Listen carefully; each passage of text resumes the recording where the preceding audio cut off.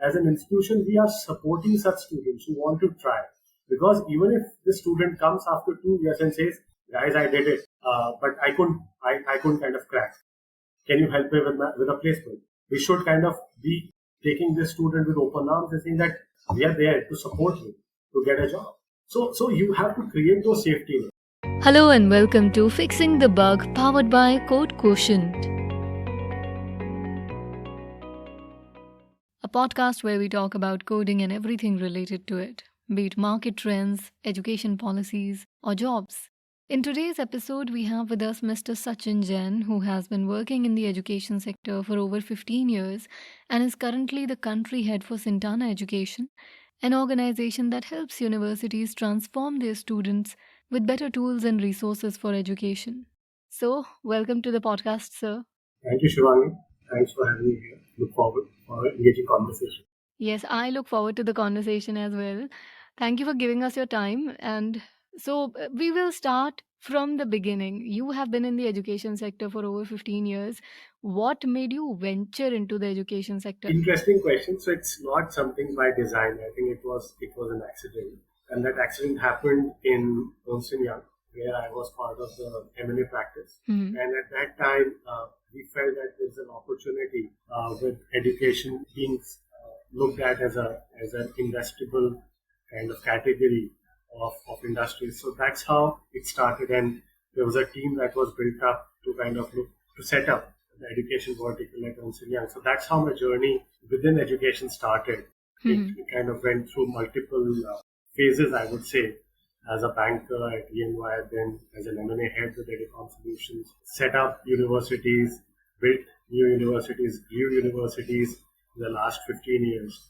But I think besides the journey or my personal journey, I think there are 2 or 3 fundamental beliefs which kind of makes me stick and makes me bullish about this sector. I think this is one sector which has got a great and a very critical social impact, and I think that's one of the key for countries like India, where the vision of the government is to transform into knowledge economies.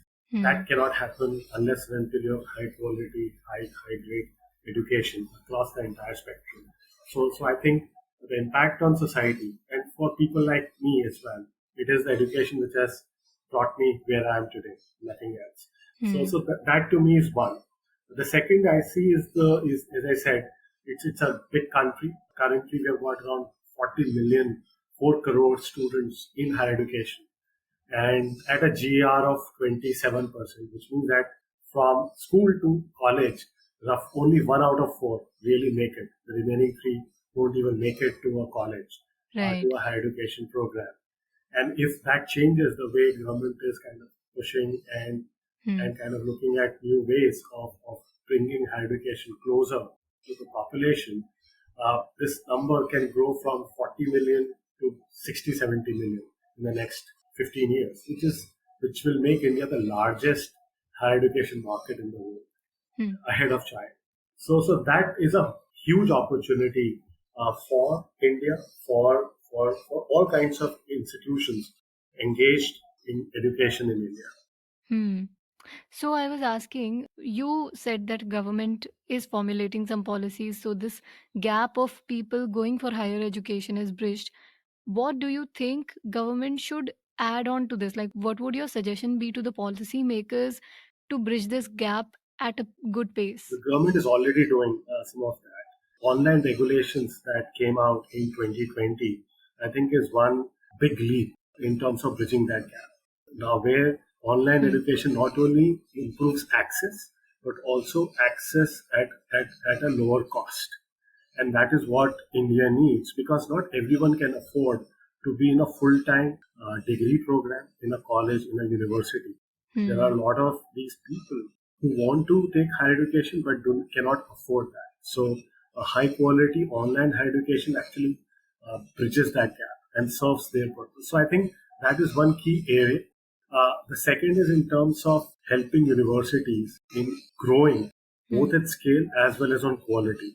NIRF ranking framework, the accreditation framework, the way online education is being proposed to be opened up to autonomous colleges, There are a whole host of measures that the government is working on in parallel to really bring access of quality higher education at scale to Indian higher education learners, to the Indian learners. So I think there's a lot which is happening.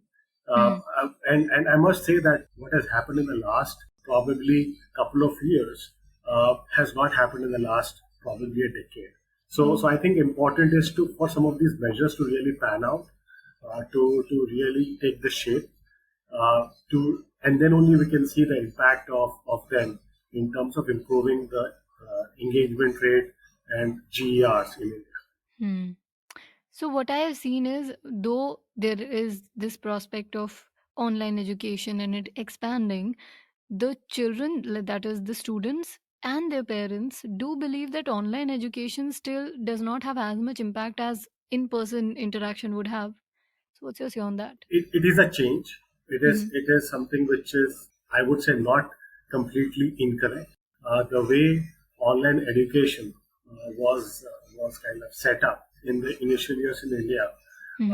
obviously the focus on quality outcomes was limited. But I think that is changing. If you Hmm. look at the entire upskilling, working population that Hmm. are going up for these upskilling programs, there is a huge focus on outcomes because nobody will sign up for a upskilling program unless and until it translates into tangible outcomes for the learner. And I think that is also not transcending Hmm. to this.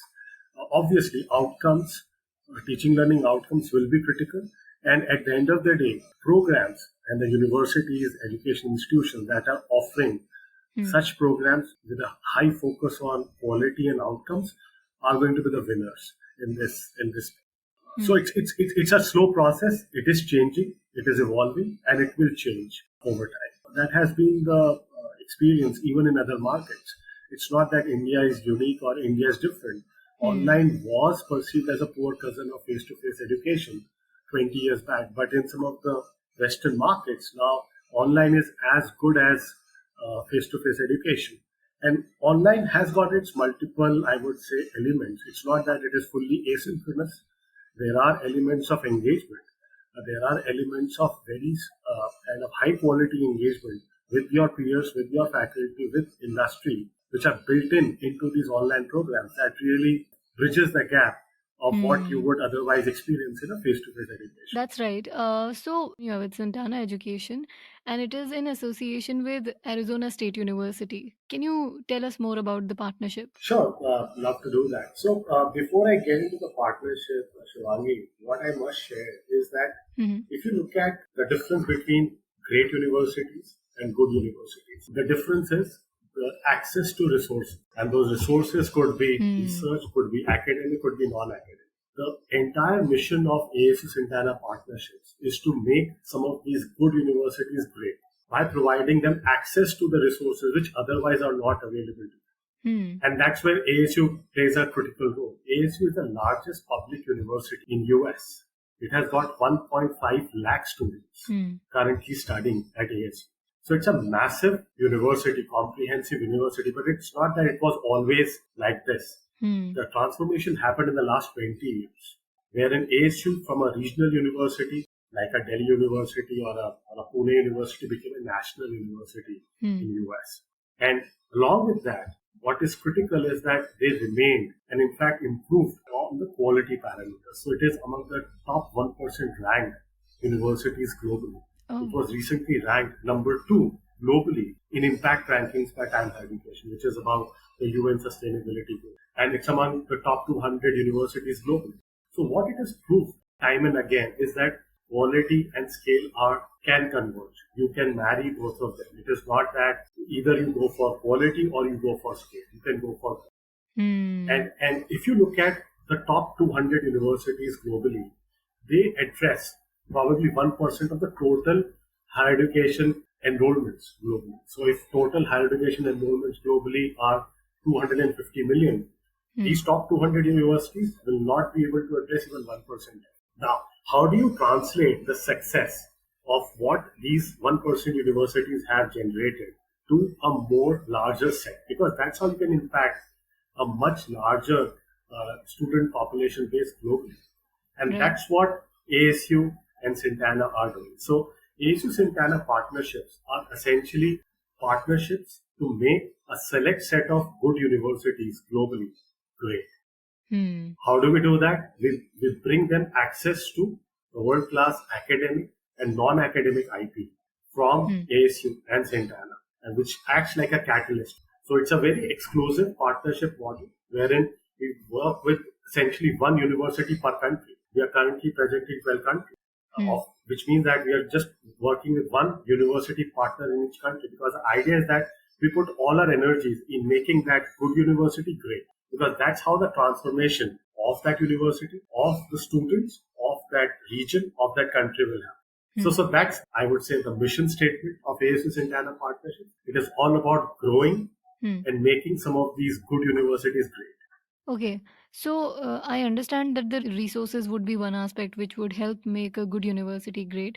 What are the other things? The resources could be in multiple dimensions. If you look at any university, there are four pillars on which a good university, a knowledge enterprise, we call a university a knowledge enterprise, Right. because at the end of the day, the purpose of a university, purpose of an education institution is not just to teach, it is also to create new knowledge, right? Hmm. So there are four big pillars on which to a great university rests on, and these are rankings, reputation, accreditation, which could be national and international. The second is how comprehensive a university is, and what I mean by comprehensive, what are the multiple domains of study that a university offers, right? Hmm.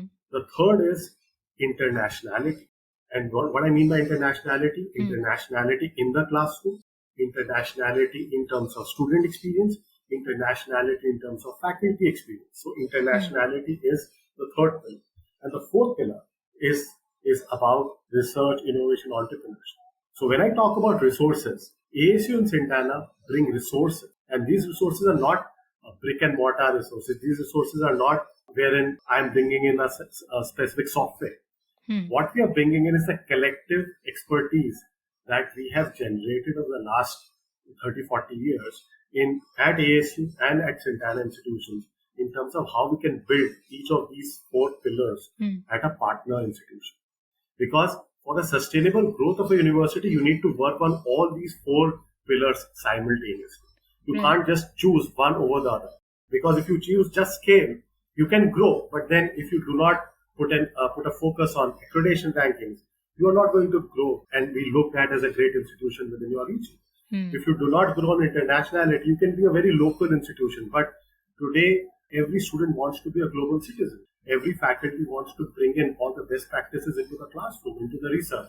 So Hmm. unless and until that experience translates into a very tangible experience for students, faculty, curriculum, pedagogy, it will not result in great outcomes, teaching learning outcomes. Hmm. And so is research, innovation, entrepreneurship. These are very strong and important, I would say, areas of focus, which traditionally at the moment have been Hmm. limited to only select set of top tier universities. We always hear about IITs and public institutions getting a lot of grants from the government, and not just in India, across the world. But how do we then make a public institution like ASU become a mentor to some of these partner universities on research, on innovation, on entrepreneurship? And because that's again very, very important from student success, from being truly called a knowledge enterprise. So we bring in resources comprehensively across these four pillars of a university partner for a sustainable growth of that institution. Right. So I have I've also come across the fact that you have been amongst the earliest proponents of industry academic partnerships. So can you tell us about your experience of these partnerships? Certainly, certainly love to. See, a university, and we understand a marketplace now quite well. It was not the case probably 10, 15 years ago when Mintras and Flipkarts were not in existence, or Hmm. Amazons were not in existence in India. I call a university a marketplace. And Hmm. it's a two-way marketplace. On one side, you've got learners, and on the other side, you have got these recruiters of talent. Right. And I extend academic partnerships beyond industry. What I mean by that is the recruiters of talent could be startups, could be public policy groups, could be government, could be anybody else who is looking for talent. Now, unless and until we bring all that into a university, it will be like a island wherein it is not really interacting with the outside world in terms of what's really required to be taught in a classroom, what kind of experiences a student needs to be given during his or her program or study to really become fit as a talent. And I think that's the key. That's the key that I believe when we talk about industry academic partnerships. And in my previous institutions, we were the earliest adopters of industry academic partnerships, wherein with the largest IT company in the world, we created an academic partnership which created a totally different paradigm of industry academic partnerships, so on and so forth. So, but I want to extend the academic partnerships beyond just industry. It could be with multiple other stakeholders, recruiters of this talent. The biggest reason for that is at the end of the day, universities of tomorrow and universities of today for tomorrow will be differentiated based upon the outcomes. Right. How good the graduates from that university are in terms of research, in terms of skills, in terms of other competencies. That's what is going to differentiate a university, and that's where the engagement with all these stakeholders, bringing all their feedback into the curriculum, pedagogy, into the experiences, makes these graduates more capable and more kind of in line with the expectations of this larger ecosystem. Okay, so I want to understand who these other stakeholders are. I understand one would be recruiters, the other can be someone who would help with the research or wants the research to be done. What are the other stakeholders? Who are they? Great question. So, and I'll give you an example. Government is a stakeholder in terms of setting up a university, but even in terms of recruiters of talent, there are so many programs, and I'll just name one. Ashoka Fellowship Program, or Ashoka has created a very specific program with Haryana government, which is Chief Minister's Good Governance Program, wherein there's a 1 year program, wherein it's a very specific program on public policy, wherein these students are then deployed into each of the districts in Haryana to work with the local administration on public policy initiatives, on various policies, on various schemes that government have kind of rolled out, and what is adoption, what is the feedback, etc., etc. So it creates a very strong area of focus, area of specialization in public policy, both in terms of governance and implementation. And I just give you this as an idea. There are multiple such ideas, or there are multiple such areas. Right. So the idea is kind of to understand what does a stakeholder want. Government is looking for help in terms of understanding how the policies, how those schemes have been perceived, adopted, what are the positives, what are the negatives, how these can be improved, how the leakages can be kind of taken out, etc., etc. There's a huge market of such programs that focus on public policy implementation, on governance, right? So as you engage with a larger set of stakeholders to understand where do they need the talent, what kind of pedagogy, what kind of teaching that is required for them to be really good for such roles. That's how you create programs, and that's how you kind of address those needs in the market. So I understand that these partnerships that are possible beyond the recruiters would require a bit of technological combination in order to have it formulated quite easily.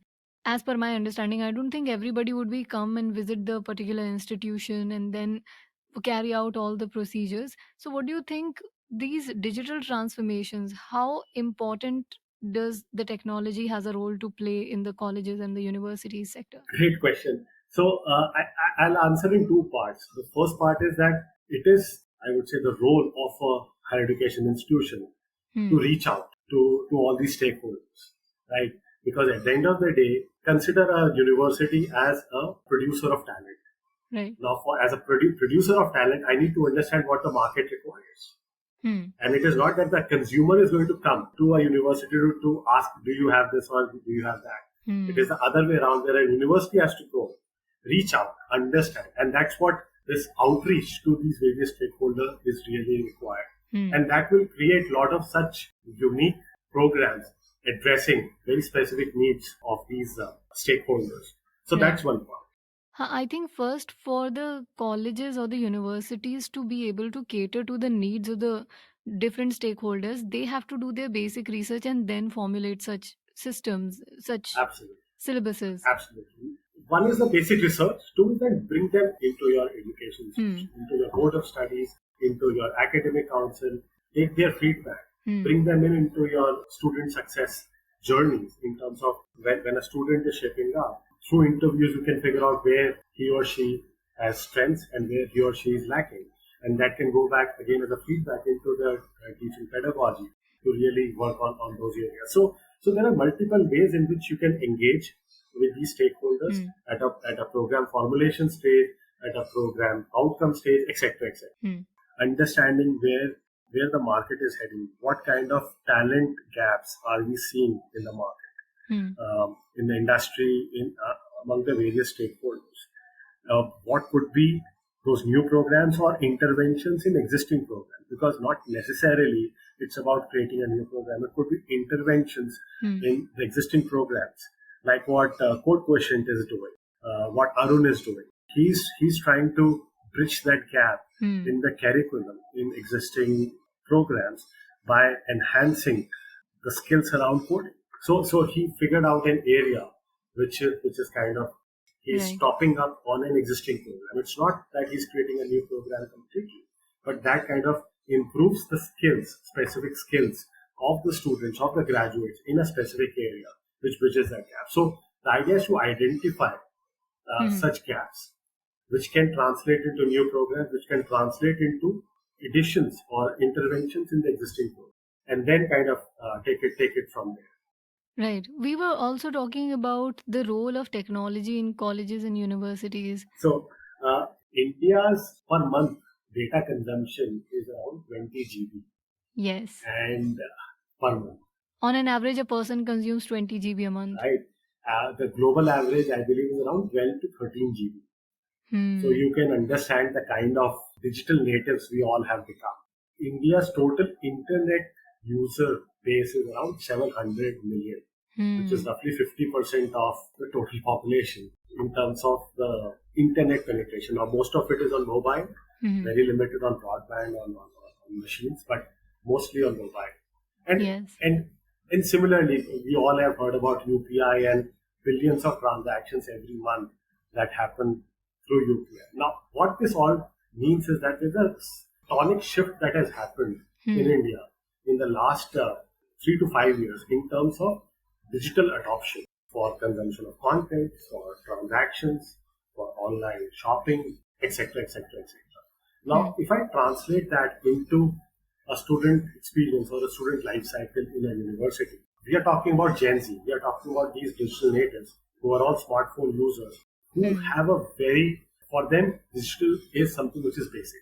And now, what that really means is that universities have to now adopt technologies in a way different from what they were doing across the entire spectrum, wherein a learner is looking at technologies and digital solutions to really cater to most of his basic requirements, be it attendance, be it payment of fee, be it in terms of looking at the timetable, looking at recorded lectures. Gone are the days when you expect a student to really stand in a queue to pay the fee, to kind of stand in a library to really get an book issued, because most of it is now digital, right?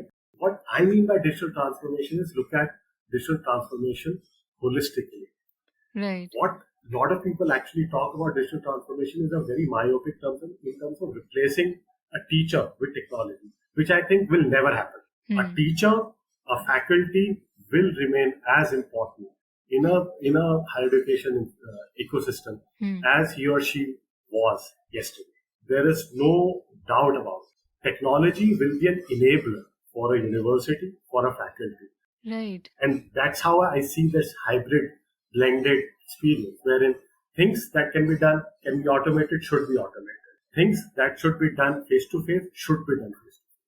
So that's how I see it. And whosoever has adopted have been the early movers in adopting technology as an enabler didn't really feel the pinch when COVID happened because they were already set. But I think COVID really pushed lot of institutions who were fence sitters into the mainstream by adopting technology, by looking at technology more kind of holistically, more in a realistic manner to really help as an enabler than as a replacement. Right. I also had a conversation with someone and we came to this point that especially in the colleges, implementing online education is rather easier because almost every other kid has a phone of their own and they have internet on their phone, and you do not have to teach them how to use a particular software because they're already so advanced. That's why probably implementing it was not that much of a trouble. If you are talking about the last 2 years, it was more by, I would say, compulsion than by choice. Hmm. And again, I do not think that what happened in the last 2 years is a normal. It was one off, wherein everything was online. I Right. don't see education institution, be it K-12 higher education institution, to be fully online. Hmm. I don't see that. I see somewhere in the middle, wherein it's not fully face to face, it is not fully online, it's somewhere in the middle. And the reason is the expectations of a student from a higher education institution are also evolving. The expectation as a student moves from K-12 to a higher education institution is an institution is a place where he or she can go, interact, experiment new domains, new areas of interest, interacts with a larger ecosystem, interacts the kind of researches. So there is lot of this, I would say, experimentation which a student would like to do when he or she is at the university. What that really means is that you have to create time for all this by taking some of the learning from face to face to online. Wherein in a flipped classroom approach, everybody has got a machine, a smartphone, and you can go through the basic coursework on your phone at home. But more important is that engagement in a classroom to discuss what you have read, to discuss a case study rather than kind of discuss the concept. Right. Because then what it does is it creates a more meaningful engagement in the university. What is otherwise a difference between a K-12 school wherein you have got classes from 8 in the morning till 2 in the evening or 2 in the afternoon? That's not how we should treat a higher education student or a learner, wherein unless and until he or she experiments on multiple other areas, there is no way you can really shape a well-rounded profession. So I think that's the expectation from a higher education institution. That's what a learner today is expecting, is pushing. That is that I would say a very good friction which is happening between education institutions and the learners in terms of what is the right mix and the balance, which I think will evolve, which is evolving, and it will evolve. With this mix and the balance statement, I also come across this fact that we have two things in our education system. A, we get the complete understanding of the course, we get a very broad education. And second is that we get some specialization, some skills. So, what would you suggest the students for this? Which would be Great the right question. thing? This is a classic choice between what we say as potential and pedagogy. Pedagogy is the comprehensive side. So before I answer this question, I think there are certain things that I want to kind of share with you. So one is that if you look at there are 1,000 universities plus 1,000 universities in India, and if everyone is offering say 50-degree program, we are talking about 50,000 degrees, right? That are on offer. So that's one element. How do we really differentiate the same program offered in University X from University Y, right? So this is one big challenge, one big ask. Similarly, if you look at from a learner standpoint, 12 to 30 million students graduate every year from the higher education ecosystem in India, which is huge. What that really means is, and you would never have jobs for each one of them. How do you really create meaningful pathways for each of these graduates coming out of the higher education system in India? With these two elements in context, the way I would answer this question is that one, this misnomer that more education is good and results in more earnings is wrong. And the biggest example is all the media reports that we read wherein PhDs are kind of taking up low end government jobs. If more education resulted in more earnings, then that should not have been the case. That's not what it really means. What that translates into is right education and what is relevant in the current context, in the current market. And now coming to your point in terms of skills versus comprehensive education, do we need to make a choice between them? Should we choose one over the other, or should we choose both? My hypothesis has always been you cannot choose one over the other, because a skill is like a 100-meter dash. It doesn't prepare you for your 40 years of your career. It prepares you for probably the next 2 years of your journey, of your career. But what to do after that?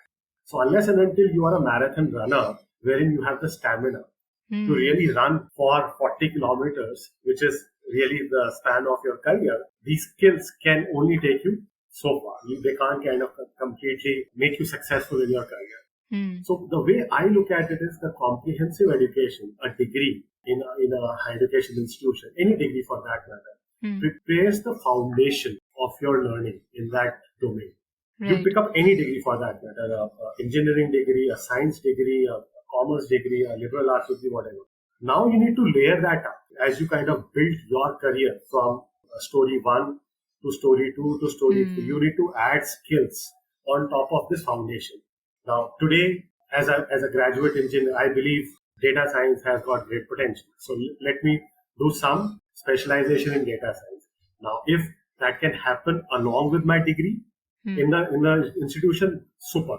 If not, there are multiple other avenues, like what CQ Arun are doing. They identified a skill, and along with a college degree, along with a university degree, they are just adding that skill, and they are making a graduate excel in that. 5 years fast forward, a lot of technology evolutions will happen. A lot of this coding may get automated again. Now you need to get to a next level of skills to really move forward in your career. So on and so forth. So I look at skills as the building blocks of your career, the foundation being your degree. So you cannot really choose one over the other. You have to choose both. And that's how I look at it. Right. But even with all these skill sets upgrades that we do and the degrees that we have, as you said, the percentage of students getting a job is comparatively very low. So how can we bridge this gap of employment and graduation? This will always be a challenge, and this will not get resolved, because till the time the mindset is of a job seeker. Yes. Right? Yes. That every graduate needs to be a job seeker. Believe it or not, we will never have enough jobs. And I think this is one area that university, that colleges have to work, wherein before a job seeker, you become a job giver. Yes. And then you can transform into a job seeker tomorrow, no problem. But that mindset that if you do not get a job, you are good for nothing is wrong. And I think that's what I come back to my previous comment in terms of experimenting within a university. How can I kind of look at a startup idea while completing my program?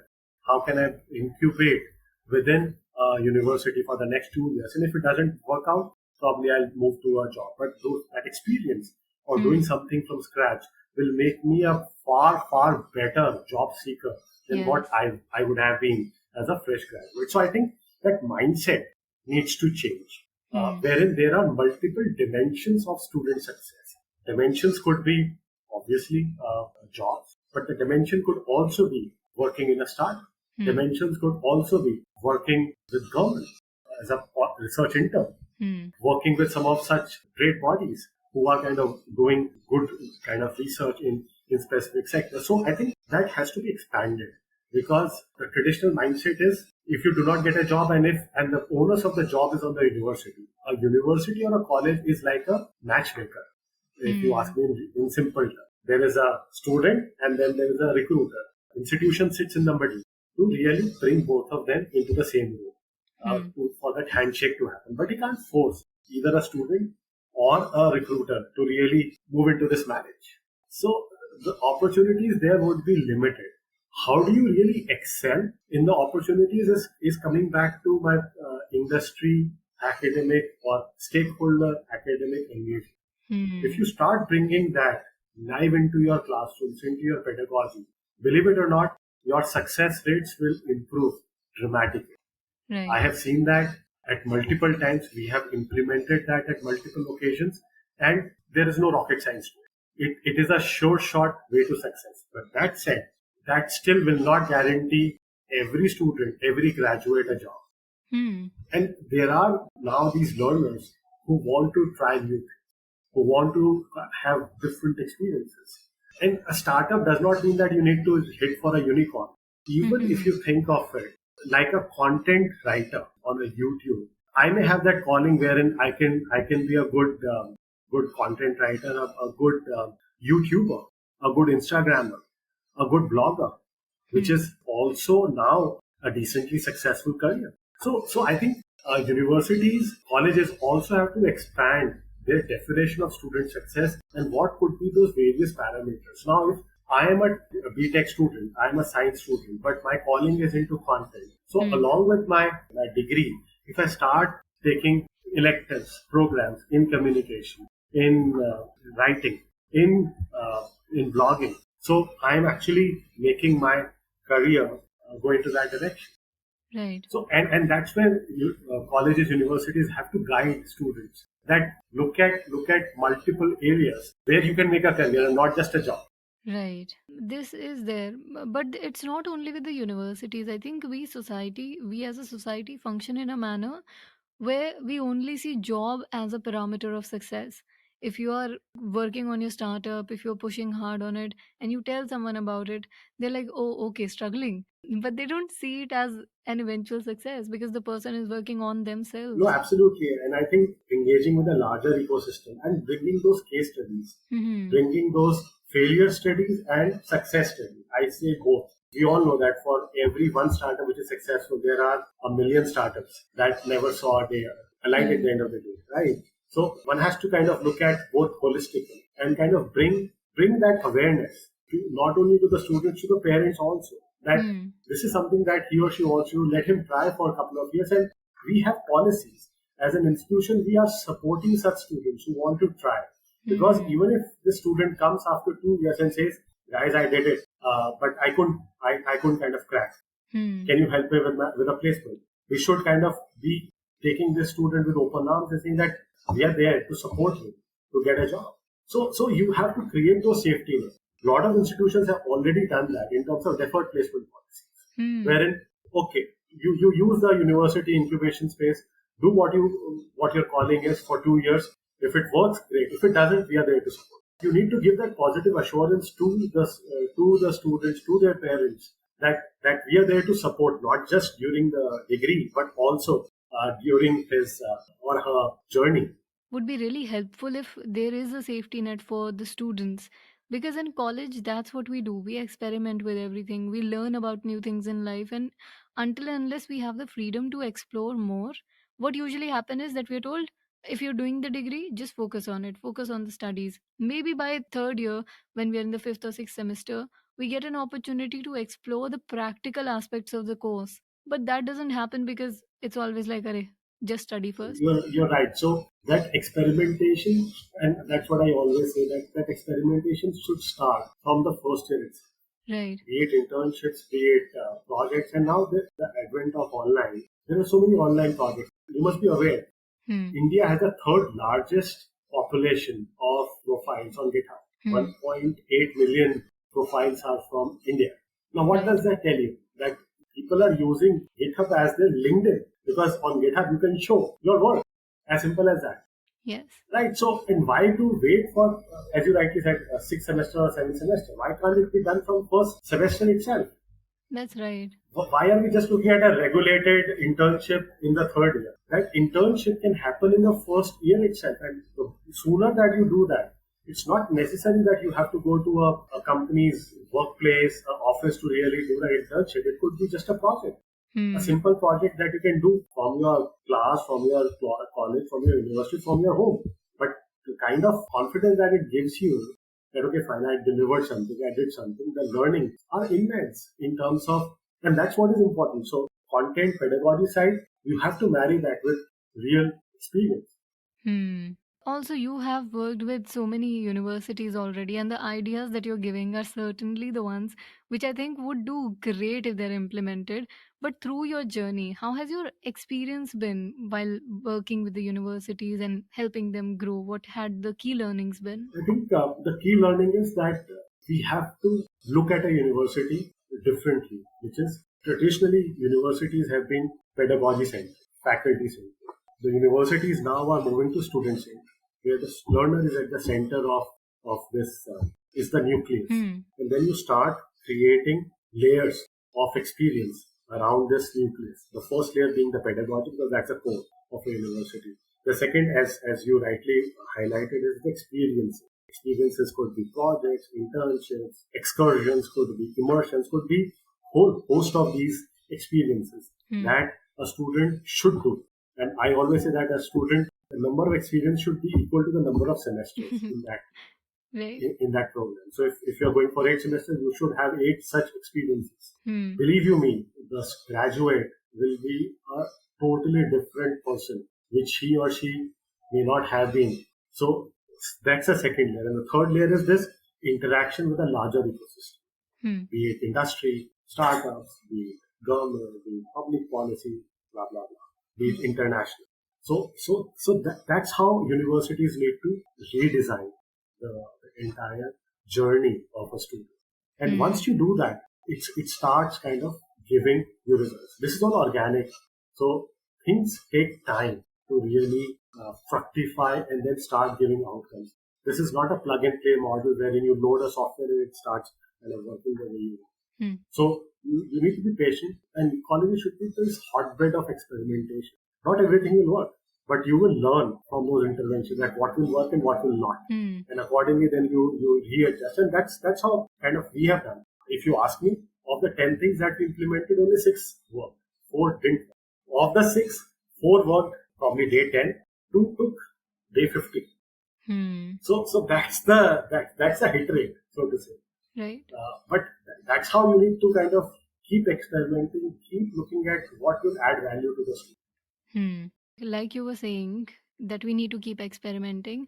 Today, with the help of technology, we have access to everything. Like on Upwork, on Freelancer, on all these applications, we can go and start practicing our work.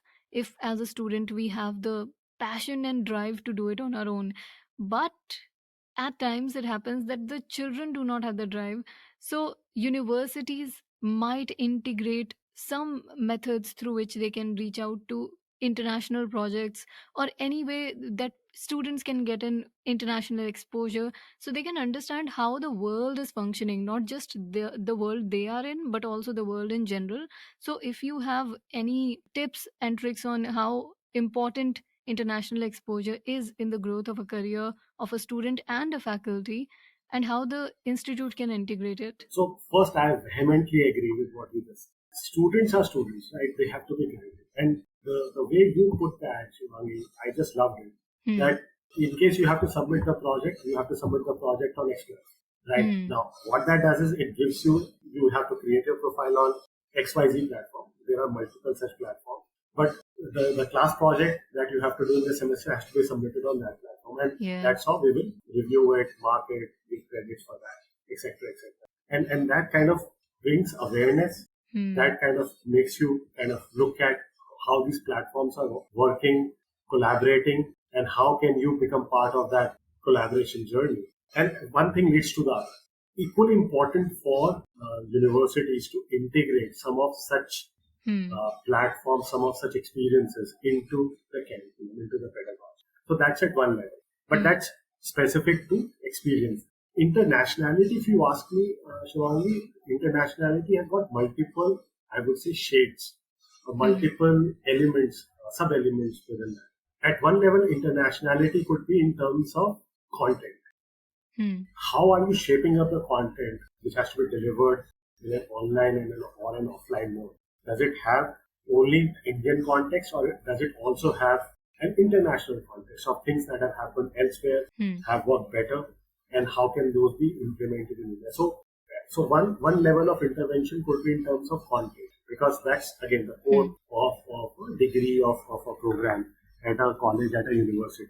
The second is in terms of student experiences. Now the student experiences could be in terms of research internships, could be in terms of immersion programs, could be in terms of semester abroad, could be in terms of international pathways, wherein you move from Indian university to a foreign university. Those are shorter time frame to really complete a degree, etc., etc. So those are some of the student experiences. Then similarly on faculty side, faculty development programs which are more international, faculty exchange programs. A lot of universities have set up faculty exchange programs wherein faculty from two partner institutions kind of they swap for a program for a course. They teach a course at the other institution, go back, etc., etc. So that also kind of, and similarly research collaborations between partnering institutions. So as I said, internationality could be at the content pedagogy level, could be at the student experience level, could be at the faculty experience level. But all of them really add value to a university, to the student, to the pedagogy, to the teaching learning out. That's how I look at it. And it's important because today every student needs to be a global citizen. Gone were the days when you can just kind of stay on an island and kind of survive. Exactly. Not today, not tomorrow. So you need to be a global citizen, which means that you need to understand how and what is happening in other parts of the world, including very basic a language. Graduates who have a second language besides English and mother language, they have a 5x higher success than a normal graduate. Simple things. And there are 4 or 5 languages which are predominant besides English across the world. And if you kind of make one of them, if you're conversant, wherein you can communicate, you're not an expert, you're not a translator, but you can converse with the person on the other side in his or her language, your chances of success increases multiple. Simple things. So internationality in the side has multiple threads to it, but it has to be adopted. So universities need to open up that we need to kind of look at internationality in a more holistic manner and provide those experiences to our faculty, to our students, in our curriculum, in our degrees, in our partnerships to really bring that true essence of internationality. I think it not only adds value to our portfolio and helps us upskill and like be better at our job. It I think also helps in changing us as a person because our mindset when we see another culture and we see their behaviors and their rituals and everything, we seem to understand that okay, if we are doing things in an A manner, they can also be done in a B manner, and we learn to kind of adapt and change ourselves, which is very required for the changing world. Absolutely. No two thoughts about it. In fact, I would go one step further, and this is for India. And I'll give you a contrast here. So, in India, annually, the number of foreign students who come to India for education is 50,000 roughly. Indian government is putting a lot of emphasis on Study in India program. For that to be successful, the Indian universities need to be really international in their outlook. Right. And whatever I said before in terms of pedagogy, content, students, faculty, blah, blah, blah. Unless and until you have that, you will not be able to become what India used to be, a Gurukul for the world, wherein students from all parts of the world would come. Why do students go to a lot of Western countries? Oxford, Yeah, Harvard. to European, UK, US, Canadian, Australian. They are very international. So and the building blocks of it is you start doing that at your home location, in your college, in your university. Sooner or later, that will help you attract students from other countries because they will find out that while this university is in India, it is really international because whatever I need from an experience standpoint, this university is giving me, and probably at 20% of the cost of what I would have to pay to a UK, European, or a US university, even lower for that matter. So we have a great price advantage. I think if we can layer that up or complement that with great experience, which is truly international, I think things will change for India. I think the 4 pillars you were talking about, in order to make a university or a college international, we need to focus on those 4 pillars the most. Yeah, as I said, those 4 pillars are the foundation. So based upon our understanding, you take one of the pillars out. You take any one of the pillars out. That foundation will Collapse. Hmm. So for us, these four pillars are critical if you really want to have a sustainable growth of an education institution. Right, that's right. So, apart from all these learnings about the world and our courses and everything, I want to understand, like, the next generation that would take over the world, kind of a thing.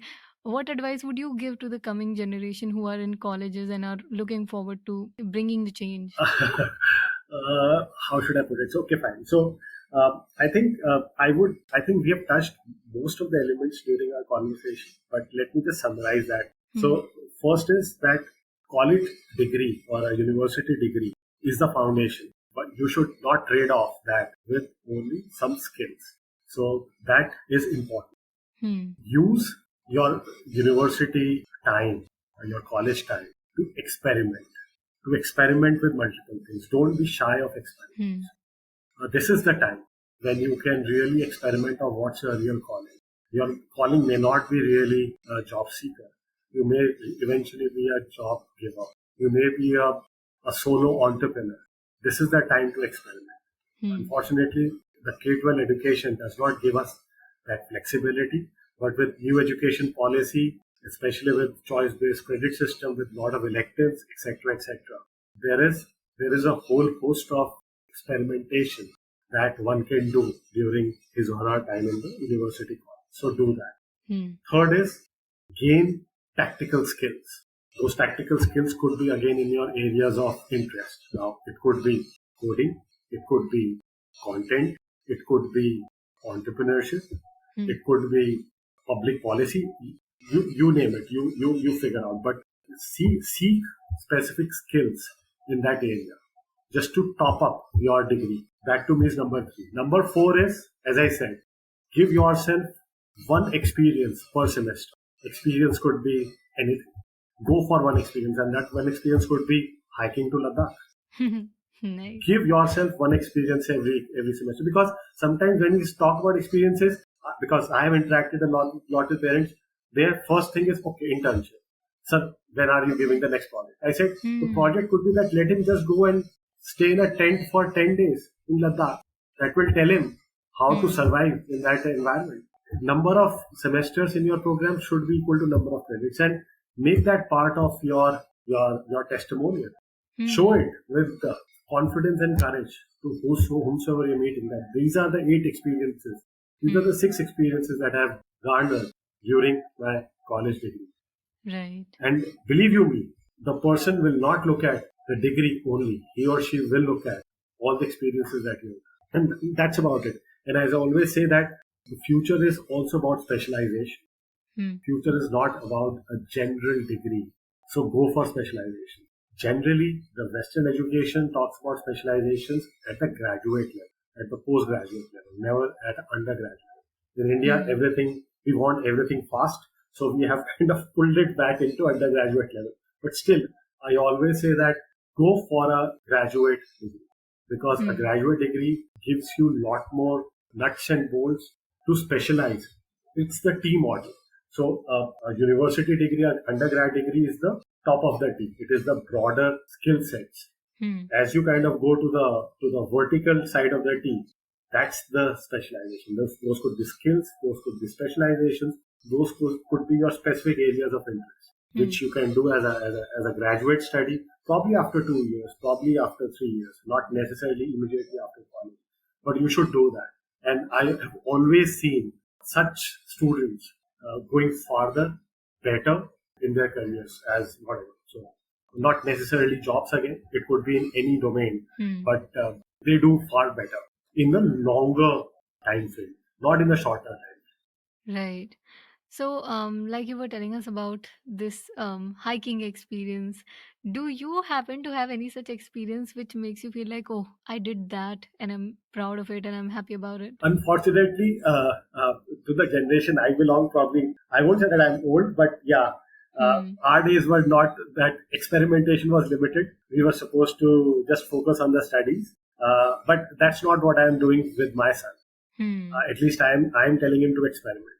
Hmm. But yes, no age is kind of, I would say, you can do things at any point of your life, of your career. So what I have really picked up in the last 5-6 years is in terms of fitness. And I picked up running, so I'm a marathon runner now. So it Nice. gradually kind of moved up. So yeah, so I picked up at the age of 45, but I think that was probably the right age, and it did wonders to me. It did wonders to me in terms of who I am today. Right. So yeah, no, you can pick up any sport, any activity at any point of your career, of your life. I don't see that to be a limiting factor. But yeah, would love to hike. Would love to go solo on some Oh, of such hiking expeditions. So that's close to me. Someday, certainly. I hope you do that really, really soon. You get time to do that really soon.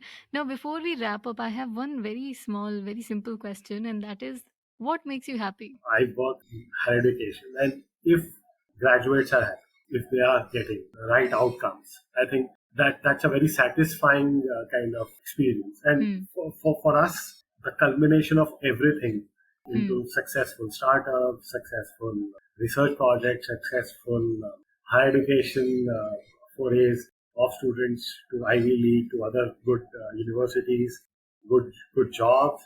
That's the most satisfying experience, because at the end of the day, the impact that it creates, not just for that student or that learner, but for his or her family.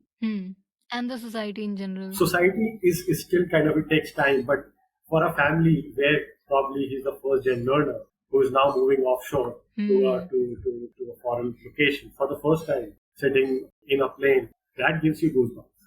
So I think that's the most satisfying experience. That whatever we do, because it takes time. The gestation period unfortunately in higher education, the gestation period is long. It doesn't happen overnight. So you have to be patient. Look at it for 3-4 years before things start really becoming a reality. You start seeing the traction happening. But yeah, that to me has been the most satisfying experience. Nice. So, on that happy and satisfying note, I think we shall wrap this conversation up.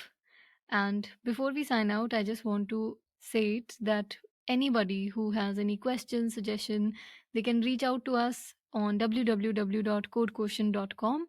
And Sachin sir, do you have any such portal where they can reach out to you? You can direct it to me. So happy to interact with. So in case there are any questions, Arun, and you can kind of just share those with me, and I'll be happy to help in whatever ways possible. All right. Thank you so much for your time, Sachin sir. Thank It you. was great talking to you. Same here, Shivangi. It was a pleasure. Thank you. Fixing the bug. Powered by Code Quotient.